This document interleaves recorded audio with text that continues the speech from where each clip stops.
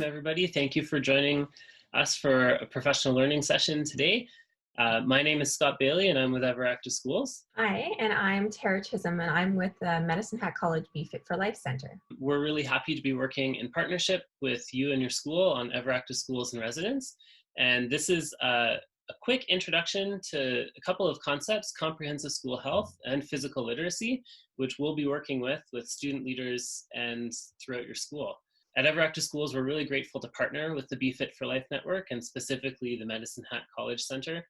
So Tara is going to be the lead for the project in your area, and we've been working closely together on this for a number of years, and you're in really good hands of a physical literacy expert. Thanks, Scott. We'll begin by acknowledging the land. And Ever Active Schools recognizes that we gather across the traditional and ancestral territories of Alberta's Indigenous peoples. And we acknowledge the many First Nation, Métis, and Inuit whose footsteps have marked these lands for generation. We are grateful for their stewardship and teachings, for the elders and traditional knowledge keepers who are with us today, and those who have gone before us. May we all continue to walk together towards reconciliation. And myself, I'm coming to you from Treaty 7 territory in Calgary, or Mohkinstsis, which is the Blackfoot name for Calgary. And in Treaty 7, it's the traditional home of the Blackfoot Confederacy, Piikani, Kainai, and Siksika First Nations, as well as the Tsuut'ina First Nation and the Stoney Nakoda First Nations. And I'm coming from Medicine Hat, where we acknowledge both Treaty 7 and Treaty 4.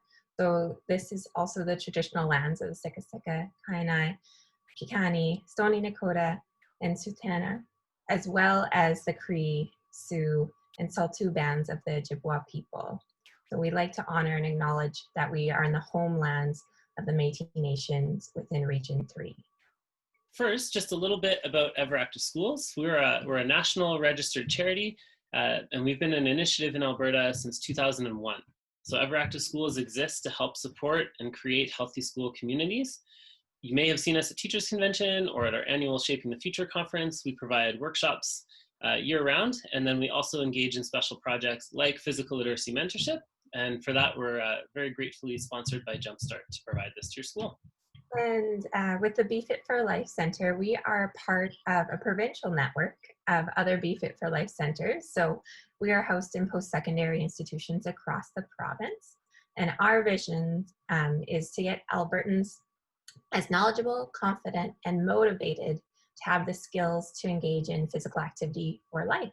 So we do a bunch of community projects, we do work with post-secondary schools, and then we collaborate with wonderful partners like Ever Active School to reach different people across our province of Alberta and get to as many Albertans as we can. We've acknowledged our funder, that is Canadian Tire Jumpstart, and they've provided funding now for 3 or 4 years for this physical literacy mentorship project. And we've been engaging with the Medicine Hat Be Fit for Life Center for a number of years to provide it in that area. So as I said, you're in very good hands, and we've learned a lot along the way about how we can successfully try to build that culture of physical literacy and physical activity in schools.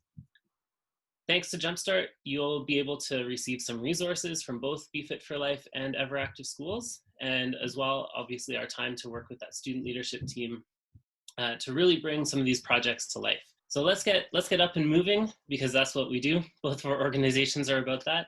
So we're going to share a little video from our DPA Everyday campaign, Daily Physical Activity. There's a series of 60 videos on the Ever Active Schools YouTube channel that are quick, easy, and can be done at home, at school, hopefully in any environment. All you need for this one is a dice. It's called Rolling Integers, and a little bit of space to jump, I guess. Have a look, and I encourage you to hit pause and give it a try yourself, or just follow along as the video goes.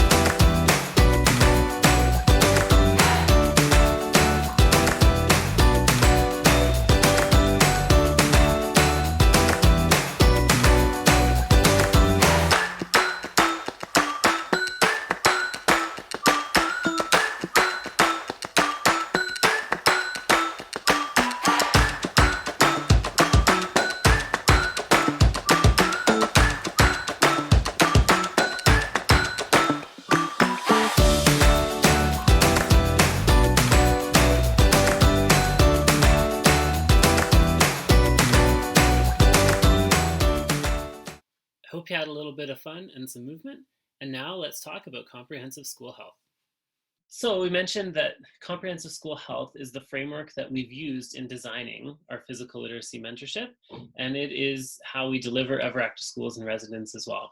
Both BeFit for Life and EverActive Schools know this model, and we use it in our work with schools. The comprehensive school health is recognized across Canada. So this image comes from the Pan-Canadian Joint Consortium for School Health. So that's ministries of health and education countrywide have all adopted this, and we're using similar terminology. Basically, the easiest way to think of this model is think of the initiative you want to see for your school at the middle, and that's why the students are there, because we know we want it to have impact for health and learning for our students. And then we want to build as many supports in each of the components as we can. So teaching and learning, partnerships and services, policy, and social and physical environments. I'd like to give you a quick example of comprehensive school health in action by sharing a short little video of one of our associated facilitators and a teacher in Airdrie, Alberta, who installed Don't Walk in the Hallway just before the students returned to school this fall. And he is very much an advocate for comprehensive school health, and you'll see those pieces come out through the video.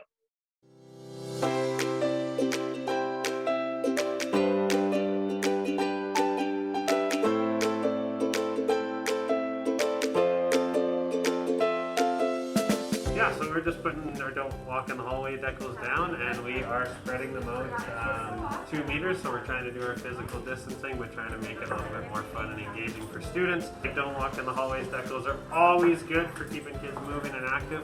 We're looking at kind of using them for directional flow. We've color-coded them for our grades, and we're also writing some positive messages of health and wellness, trying to get kids excited to be back at school, while also serving the purpose of keeping them safe during these times. We decided to do patterns, I think, because Mr. Pratt's idea or his vision is that he's going to be able to give the students challenges every day. So if he can tell them, if you're in grade 1, your red circles, you can do some jumping jacks or just something to help keep them active. We're going to actually try and make it cross-curricular as well, so we're hoping to add in maybe some math and science, like for every triangle identify one carnivore, or on every square do a mental math equation for your grade level and that kind of stuff. And when any of our students need help regulating with the changes now, we can take them through one of the well, it could be like a course, and help them get the body break and the break they need to be ready to go to handle class again.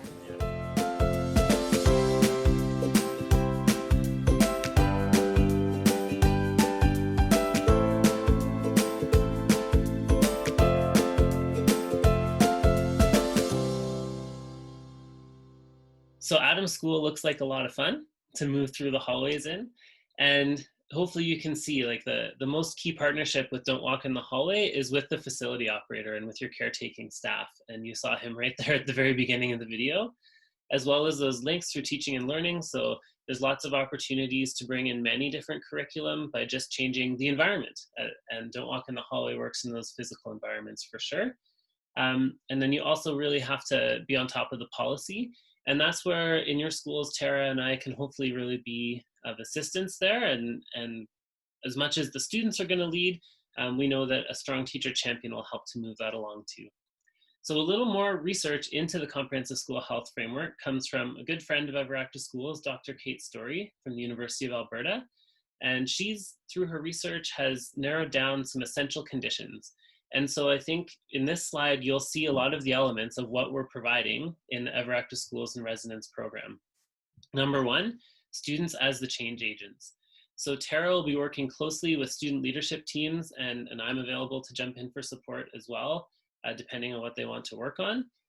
But we really want the projects to live specific to each school, but really come with that student voice at heart. So it'll be students working with our resources, students working in their environments, and students thinking about ways that they can increase opportunities for physical activity and physical literacy over the course of the project. It is going to look different in every school, and that's why we want to make sure that we have kind of this base knowledge shared with all the schools, but then really open the doors so that you can let comprehensive school health and physical literacy live in the most efficient way possible in your school. We are very grateful for the support that we've had from school administrators, as well as the division and the area. In the Medicine Hat area, the Moving and Choosing Collaborative is a really great example of that higher level support, has been supporting schools for a long time by bringing many community partners together. So you've got a lot of great resources to take advantage of. The dedicated champion, that's you. Thank you for watching this video. And we know in a school, it's going to take a few staff members to really lead, but the more that the whole team can come on board and really value the importance of this work, the stronger it will be. So this is obviously our professional development. Tara is going to be sharing some really strong evidence that makes the case for focusing on physical literacy in schools. And then we can also hopefully help to engage with the community a little bit. So I already mentioned Moving and Choosing, but we do have some seed funding available to those student leadership teams where they can try to build supports for physical activity to continue, hopefully on a very sustainable basis in the school.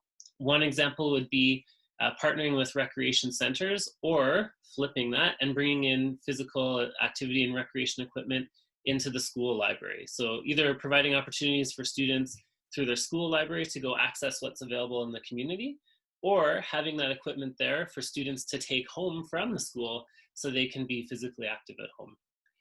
That's just one example of many, and we know that your students are going to come up with great ideas along the way. Hopefully, by the time we've come to the end of this project, you'll see that thanks to Jumpstart, Ever Active Schools, and BeFit for Life, you've been provided with some time. This professional learning helps move the staff along in terms of that level of understanding. And the funding and support that we've given for the project has been valuable in making that healthier culture at your school. So now that we've talked about comprehensive school health, and with that idea of comprehensive school health to develop physical literacy, let's use one of the resources, and we're going to use a resource that our organizations developed together, Lucky Sevens playing cards, that really marries those two. So in Lucky Sevens, you get a set of 52 playing cards in 4 different suits with those fundamental movement skills on each of the cards. This is a resource that will be available to your schools and your student leadership teams through this project. And Tara and I will demonstrate one of the games, so feel free to play along with us too. This is another great chance to follow along and get up out of your seat. So we're gonna play Lucky Sevens Guess My Skills. It's a little bit like a headbands game. So I could, if we were face to face, I'd put a card on my head, and without the magic of the camera in front of me, I'd pretend I couldn't see it. And Tara would have to demonstrate until I guessed what was on the card. So we'll set it up Zoom style, and for the round 1, Tara's gonna demonstrate, and I've got to guess. All right, here, Scott, here I go. Is it like a twist? Close. Some kind. It's a cool move, like a dance move of some kind. A zigzag? You got it. Zigzag. It was the Z with the arms that sold it for me. Okay. Right. Okay, Tara, my turn. This comes from Healthy Hearts, so it's ways to move from A to B. Okay?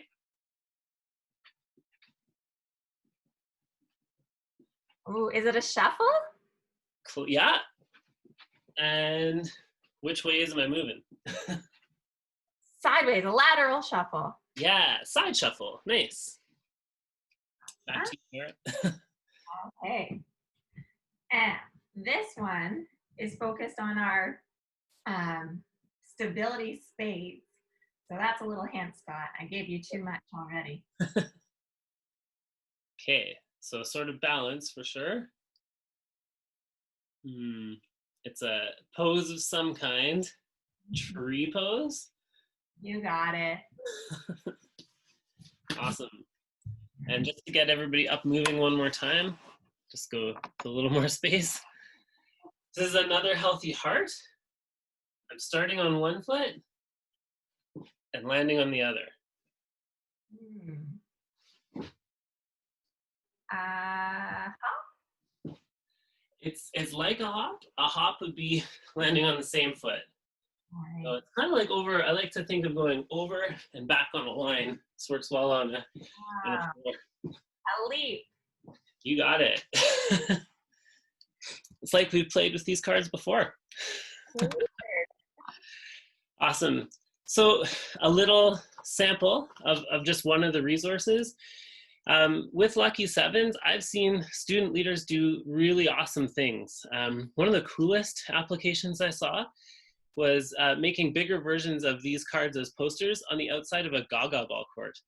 And it was part of a recess project. So recess was really at the heart of that comprehensive school health project. And it was one strategy for the students to get rid of eliminations in Gaga ball. So instead of being knocked out as you played the game, you just, if you got hit, you were still out, but you could go do do 3 zigzags, because that's what's on the card, and then jump right back in.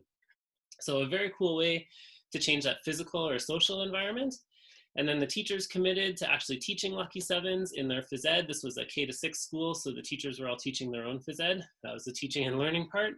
And it was student-led policy. It was really, really quite cool. And all thanks to a great resource from a partner like the BeFit for Life Network. All right, so we're going to take you into the physical literacy section of our Ever Active in Schools in Residence project. So the first thing that we like to do is start with a little bit of research, but don't worry, not too much. But it is good to kind of realize where we are at right now in Canada. So we have these 24-hour healthy guidelines for our children to follow. So between the ages of 5 to 17, I'll mostly focus on kind of our primary school age kids. But for all of our students, we want to look to have 60 minutes of moderate to vigorous physical activity a day if possible. Sometimes that happens in a school environment. Sometimes that happens outside of it, and that's all right too. The next thing that they talk about is steps.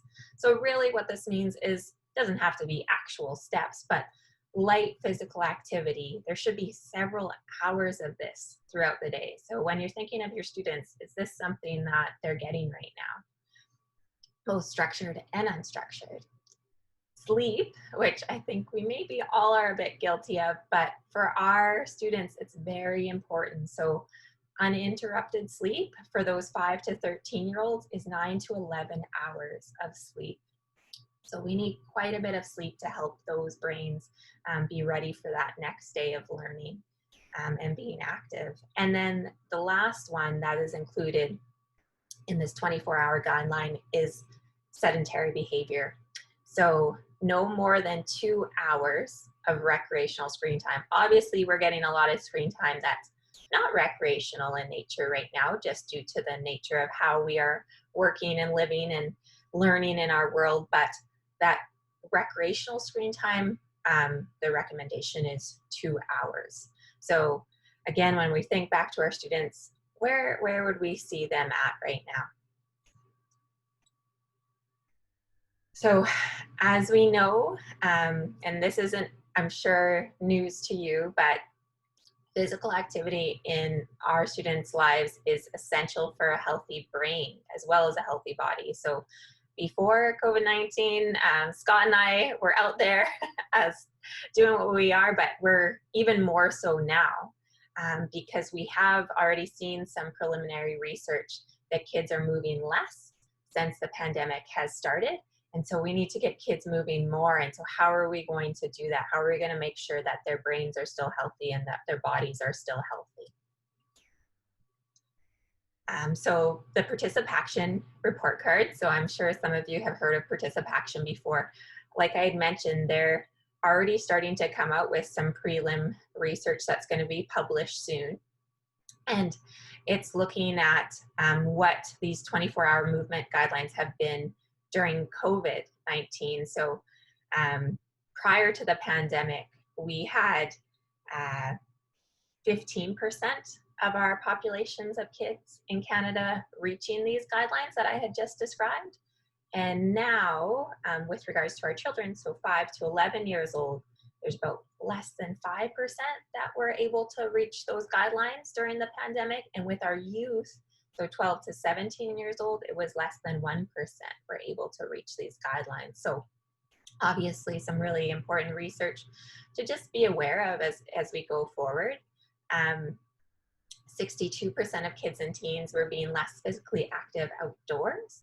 And that has a lot of reasons behind it, potentially even exposure to outdoor activity and recreation prior to the pandemic and maybe not feeling comfortable in those spaces. So that's something that if you're interested in, both Scott and I can work with you and help to support you on how to get our kids and youth more active in outdoor spaces. And then 79% of kids and teens were spending more leisure time on screens. And I think all of us were, to be quite honest, when the pandemic has happened, but seeing if we can somehow curb that trend a little bit as this pandemic goes on. So just some initial research that I thought I would share with you that might be helpful in other circles that you're a part of. So physical activity benefits. I know that we all have our happy place where we go and we're physically active. So sweat does release happy hormones. Usually when you are active, you feel a little bit better or a lot better after you move. And that's the same with our students. So the more movement that they have in their day, the less symptoms of anxiety. More movement, less stress. And more movement equals higher self-esteem. So this is all things that the researchers have studied and have proven true. And so when we think of our students right now, this movement thing seems to be a good idea with regards to getting our kids a little bit more active throughout the day to help with some of these things that they might be experiencing right now more than ever before. So we talked at the beginning of this slide or this presentation, what is physical literacy? And some of you might have heard of it, some of you might not have, and even the words themselves, you can probably start to guess what physical literacy is. My favorite definition that I've ever heard when I've worked in this area, it is about motivation and confidence to be able to be active and active for life. But I like, when I'm talking to teachers, the ABCs. So we have our fundamental movement skills, which is not all what physical literacy is. There's much more to it than that. But it's a good way to start thinking about it in the sense of, you know, in order to be able to take part in activity and just to be able to take part in life, you need to be confident in your skills. You need to learn the ABCs of being active. And so what we can do through Ever Active Schools and through Be Fit for Life is we can help to give you resources and help you as teachers to be able to build some of those ABCs within your students, because unfortunately a lot of our students are missing those ABCs that are going to get them started on the road to being active for life, which is important to be healthy, happy citizens later on, which I know is one of the goals for you as their educator. So there's just a couple of diagrams, and there's some great ones out there, not just with sport, but also with jobs and just being active with your families later on in life too, why this is important. All right, and then the last slide that I'm going to leave you on is just, like I said, that overall view of physical literacy. So yes, we have those ABCs, those skills at the top, that competence level of being able to run, to throw, to jump, to wheel for some of our wheelchair users out there. And then there's confidence. So to be able to go and have that challenge, but also that fun at the same time, and knowing that failure is a good thing, which as an educator, I don't have to tell you, that's when we know they're learning, is when they go back and take a look at how they can even improve on some of those mistakes, if you want to call them that. And then motivation. So this comes more from the sporting world, but kids are kids. They want to have fun. They want to find that passion. And I'm sure even yourselves, as you're, you know, thinking of this, you know, what were some of those things that got you just pumped up when you were a kid? And I can guess that some of those things where it was going out in the snow and building an awesome fort, you know, sometimes it is organized sport, but, you know, kids aren't that different in the sense of when they get really excited and passionate about things, to be active as you were when you were a kid, and you can see that big smile on their face and they want to have fun. So as leaders in the community, as educators, we want to make sure that they have those ABCs, that they have that confidence being built through successes and failures, and that we're trying to lead them or give them a lot of options so that they can find that motivation to be active for life and to be able to find that thing that really gets them excited about being physically active. So that's a little bit in a nutshell of what physical literacy is. All right, everyone, that is it for this piece of the project, but don't worry, Scott and I will be with you throughout the year. We're so excited to work with you and your students this year with the EverActive School in Residency project. So I will be in touch with all of you coming up, if I haven't been already, with regards to next steps and how we can get moving and shaking on getting your school into these healthy communities. So we will be in touch with you soon. Scott and I will provide our contact information so that you know how to get in touch with us. Thanks, everyone. Thank you.